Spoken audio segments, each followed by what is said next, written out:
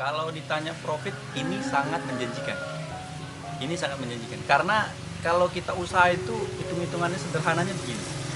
Bisa nggak sih kita memenuhi kebutuhan sehari-hari kita melalui bertani kalau kita bandingkannya dengan orang yang bekerja di suatu korporat atau perusahaan. Halo Sobat Tani, perkenalkan, nama aku Rizky Maulana Damanik, asli Kabupaten Simalungun, kecamatannya Tapian Dolok.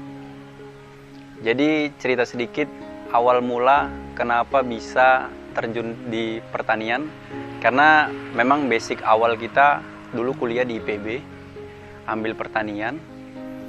Terus setelah lulus dari kuliah, kita nggak mau kerja. Pada waktu itu idealis mahasiswa itu masih bawa-bawa lah. Kita nggak mau kerja, bagaimana caranya kita bisa berdikari tanpa embel-embel corporate. Dulu mikirnya seperti itu.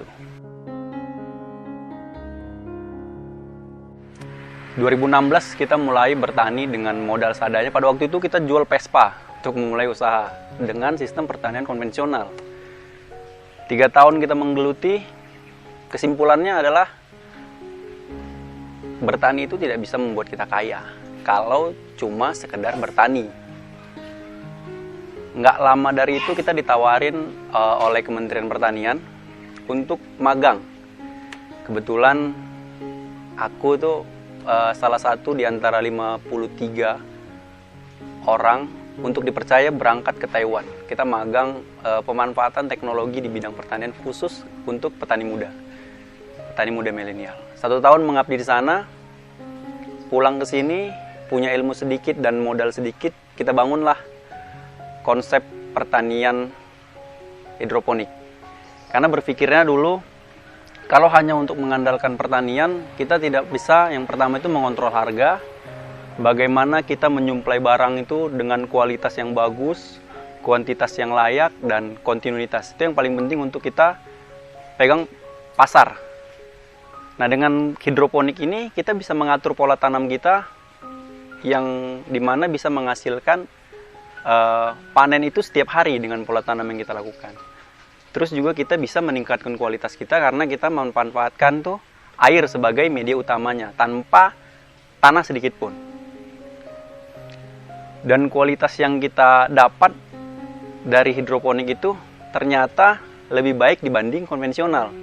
Karena yang pertama tidak tercampur dengan lahan sekitarnya.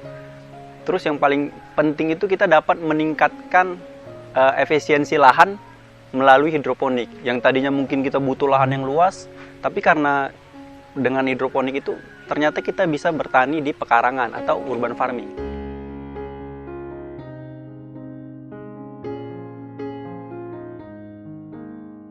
Kalau ditanya profit, ini sangat menjanjikan. Ini sangat menjanjikan. Karena kalau kita usaha itu, hitung-hitungannya sederhananya begini. Bisa nggak sih kita memenuhi kebutuhan sehari-hari kita melalui bertani kalau kita bandingkannya dengan orang yang bekerja di suatu korporat atau perusahaan. Ini sangat peluang yang menjanjikan. Karena saya pribadi belum sanggup untuk memenuhi target pasar yang ada di Kabupaten Simalungun. Karena kita tidak usah berkaca barang kita mau masuk ke supermarket, barang kita mau masuk ekspor, itu terlalu jauh. Tapi untuk memenuhi kuota di pasar tradisional saja, kita belum sanggup. Nah, buat teman-teman yang lain, ini kan jadi suatu prospek. Oke, buat sobat tani di luar sana, yang pengen aku sampaikan sebenarnya poinnya adalah begini.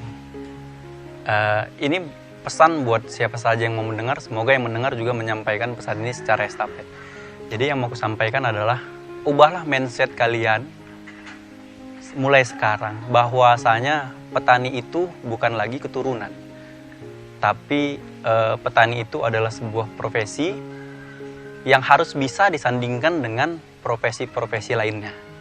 Ayo bertani, rakyat harus sejahtera.